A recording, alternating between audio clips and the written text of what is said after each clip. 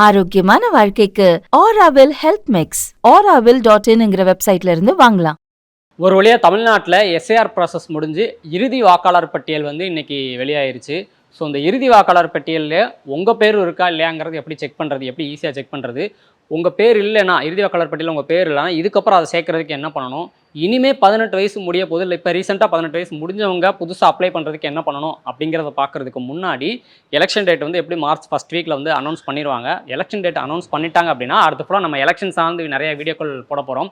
உதாரணத்துக்கு வந்து இந்த தனி தொகுதினா என்ன, பொது தொகுதினா என்ன, அப்புறம் நோட்டாக ஓட்டு போடணுமா கூடாதா, அப்புறம் இவிஎம் மிஷின் பற்றி, அதுக்கப்புறம் இரட்டை வாக்குரிமை, அப்புறம் வீதாச்சார பிரதிநிதித்துவம், அப்புறம் தபால் ஓட்டு, ஸோ இந்த மாதிரி ஒரு தலைவர்னா யார், ஸோ இந்த மாதிரி எலெக்ஷன் சார்ந்து நிறைய விழிப்புணர்வு வீடியோக்கள் நம்ம வந்து பண்ண போகிறோம். ஸோ இந்த விழிப்புணர்வு வீடியோக்களில் உங்களுக்கு ஏதாவது டாபிக் நீங்கள் இந்த டாபிக் பண்ணால் நல்லாயிருக்கும் அப்படின்னு சொல்லி உங்களுக்கு ஏதாவது எலெக்ஷன் சார்ந்து ஏதாவது டாபிக் பண்ணணும்னு தோணுச்சுன்னா, அதாவது எம்எல்ஏனா என்ன, சிஎம்னா என்ன, சபாநாயகர்னா என்ன, ஆளுநர்னா யார், ஸோ இந்த மாதிரி உங்களுக்கு ஏதாவது டாபிக் சஜஷன் இருந்துச்சு அப்படின்னா அதை மறக்காமல் வந்து கமெண்ட்டில் சொல்லுங்கள். கண்டிப்பாக எலெக்ஷனுக்கு வந்து நாங்கள் நிறையா விழிப்புணர்வு வீடியோக்களில் அதையும் நாங்கள் சேர்த்துக்கிறோம். மறக்காமல் கமெண்ட்டில் சொல்லிடுங்க.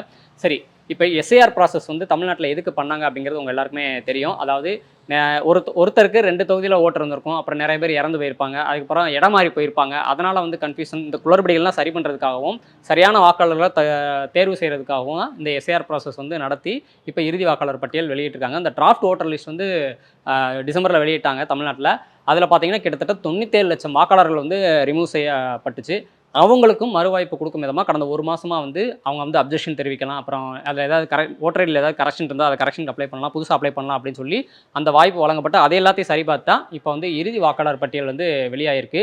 இப்போ இந்த இறுதி வாக்காளர் பட்டியல் வெளியானாலும் இதில் பேர் இல்லாதவங்க அடுத்து என்ன பண்ணணும் அப்படிங்கிறத தெரிஞ்சுக்கணும். அப்படின்னா எல்லாருக்குமே வந்து இப்போ இந்த டிராஃப்ட் ஓட்டர் லிஸ்ட் வந்தப்போ வந்து ஒரு சிலருக்கு நோட்டீஸ், எலெக்ஷன் கமிஷன் வந்து ஒரு சிலருக்கு நோட்டீஸ் வந்திருக்கும். அந்த நோட்டீஸில் என்ன சொல்லியிருப்பாங்கன்னா, Aadhaar card, birth certificate, community certificate, passport, education certificate, இந்த மாதிரி ஏதாவது ஒரு சில டாக்குமெண்ட்ஸோட ஆதார் கார்டையும் சேர்த்து கொடுக்கணும் அப்படிங்கிற மாதிரி ஒரு நோட்டீஸ் வந்திருக்கும். சரி, இறுதி வாக்காளர் பட்டியலை வெளியிட்டாங்கல்ல, அப்புறம் எதுக்கு அந்த டிராஃப்ட் ஓட்டர் லிஸ்ட்டு நோட்டீஸ் அனுப்புனதெல்லாம் சொல்கிறீங்க அப்படின்னா, இறுதி வாக்காளர் பட்டியலில் பேர் இல்லாதவங்க என்ன பண்ணணும் அப்படிங்கிறத பார்க்கணும்னா, இந்த யார் யாருக்கு நோட்டீஸ் அனுப்பிச்சாங்க, அவங்களுக்கே நோட்டீஸ் அனுப்பிச்சாங்க, அதில் என்ன சொன்னாங்க அப்படிங்கிறத பார்த்தா தான் நமக்கு இறுதி வாக்காளர் பட்டியலில் பேர் இல்லாதவங்க என்ன பண்ணணும் அப்படிங்கிறது வந்து நமக்கு கிளியராக புரியும். அதனால் இந்த போர்ஷனும் மறக்காமல் எல்லாரும் வாட்ச் பண்ணுங்கள். அதாவது 1987க்கு அப்புறம் பிறந்தவங்க பேர் அந்த 2002 2003 எஸ்ஆர் லிஸ்ட்டில் கண்டிப்பாக இருந்திருக்காது. அதனால் அவங்க வந்து அவங்களோட பிறந்த தேதி, பிறந்த இடத்த உறுதிப்படுத்துகிற டாக்குமெண்ட்ஸும், அவங்க அப்பா இல்லை அம்மா யாராவது ஒருத்தரோட பிறந்த தேதி, பிறந்த இடத்த உறுதிப்படுத்துகிற டாக்குமெண்ட்ஸும் கொடுக்கணும்னு சொல்லி அந்த நோட்டீஸில் போட்டிருப்பாங்க.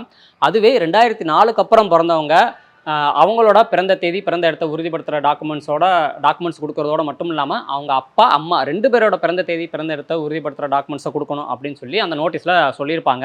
அப்படி நிறைய பேருக்கு நோட்டீஸ் போயிருக்கு. அது எல்லாத்தையும் ஃபில் பண்ணி கொடுத்துருப்பாங்க. அது எல்லாத்தையும் சரி பண்ணி தான் இப்போ இறுதி வாக்காளர் பட்டியல் வெளியாயிருக்கு. இப்போ இந்த இறுதி வாக்காளர் பட்டியலில் பேர் இருக்கா இல்லையாங்கிறது எப்படி செக் பண்ணுறது அப்படிங்கிறத முதல் பார்த்துடலாம். எஸ்ஐஆர் ப்ராசஸ் நடந்ததுனால இப்போ நிறைய பேரோட ஓட்டை வந்து ரிமூவ் பண்ணியிருப்பாங்க. அதனால் எல்லாரோட பாகம் எண், வரிசை எண்லாம் மாறி இருக்கும். பெரும்பாலும் எல்லாருக்குமே மாறி இருக்கு. ஸோ நம்ம இறுதி வாக்காளர் பட்டியலில் பேரை பார்க்குறதுக்கு முன்னாடி நம்மளோட புது பாகம் என்னன்னா வரிசை என்ன அப்படிங்கிறத நம்ம தெரிஞ்சுக்கணும். அதை எப்படி தெரிஞ்சுக்கிறது அப்படின்னா, electoralsearch.eci.gov.in அப்படிங்கிற வெப்சைட்டில் போய் இங்கே உங்களோட ஓட்டர் ஐடி நம்பரு, அதுக்கப்புறம் ஸ்டேட் கொடுத்து கேப்சா கொடுத்தோம்னா டீட்டெயில்ஸ் சர்ச் பண்ணோம்னா டீட்டெயில்ஸ் வரும். அதில் போய் வியூ டீட்டெயில்ஸை கொடுத்தோம் அப்படின்னா நம்மளோட புது பாகம் என்னென்ன, வரிசை என்ன அப்படிங்கிறத நம்ம தெரிஞ்சுக்கலாம். இல்லைனா சிம்பிளாக மெசேஜ் பண்ணி தெரிஞ்சுக்கலாம். அதாவது நீங்கள் ஓட்டர் ஐடியில் ரிஜிஸ்டர் பண்ணியிருக்கிற ஃபோன் நம்பர்லேருந்து இசி அப்படின்னு சொல்லி டைப் பண்ணி உங்களோட ஓட்டர் ஐடி நம்பரை டைப் பண்ணி 1950 இந்த நம்பருக்கு மெசேஜ் பண்ணோம் அப்படின்னா கொஞ்சம் நேரத்திலேயே உங்களோட பேர், புது பாகம் என்னென்ன, வரிசை என்ன, தொகுதி என்ன, டிஸ்ட்ரிக்ட் என்ன அப்படிங்கிற எல்லா டீட்டெயில்ஸும் வந்துடும். அப்படி வந்துட்டாலே உங்கள் பேர் இறுதி வாக்காளர் பட்டியலில் இருக்குன்னு தான் அர்த்தம்.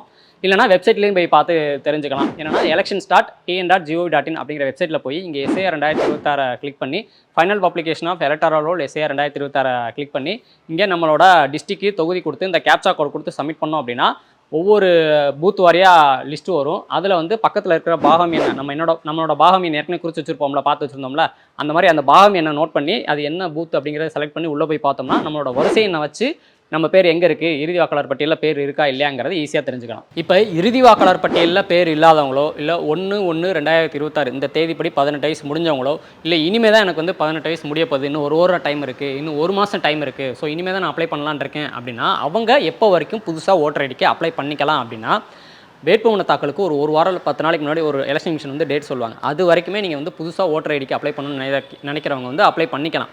அதுக்கப்புறம் எலெக்ஷன் டேட்டுக்கு முந்தின நாள் வந்து உங்கள் பேர் வந்து ஓட்டர் லிஸ்ட்டில் இருக்கா இல்லையாங்கிறத நாங்கள் மேலே சொன்ன மாதிரி செக் பண்ணி பார்த்துக்கலாம்.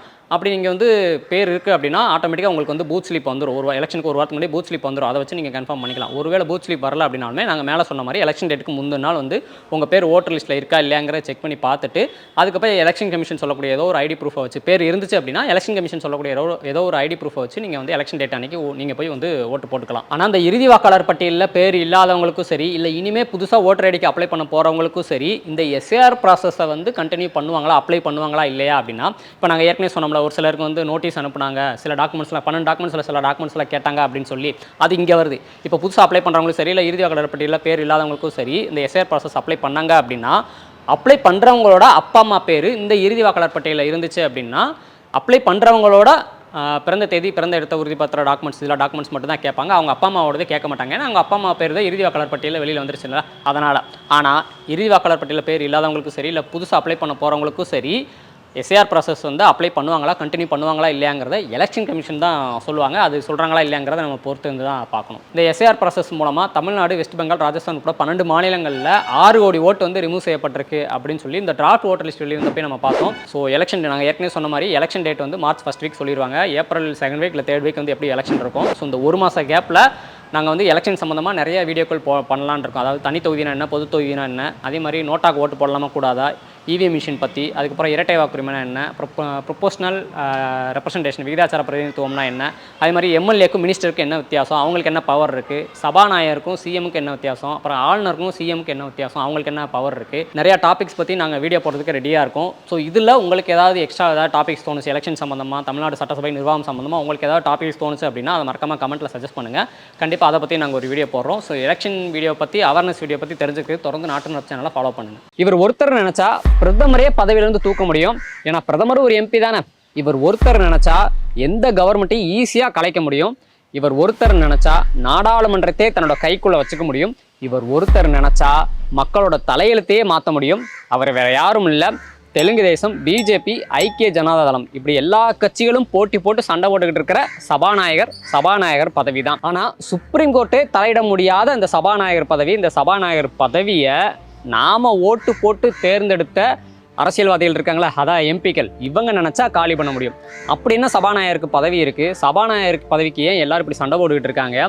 சபாநாயகர் நினச்சா எப்படி ஒரு ஆட்சியை கவிழ்க்க முடியும்? சபாநாயகர் பதவியே எப்படி எம்பிக்கள் கவிழ்க்கிறாங்க அப்படிங்கிறத இப்போ ஒவ்வொன்றா பார்த்துடலாம். நாடாளுமன்றத்தில் லோக்சபா, ராஜ்யசபான்னு 2 அவையில் இருக்குது. லோக்சபானா மக்களவை, ராஜ்யசபானா மாநிலங்களவை. இப்போ இந்த லோக்சபா மக்களவை சபாநாயகருக்கு தான் எல்லா கட்சியும் போட்டி போட்டுக்கிட்டு இருக்காங்க, சண்டை போட்டுக்கிட்டு இருக்காங்க.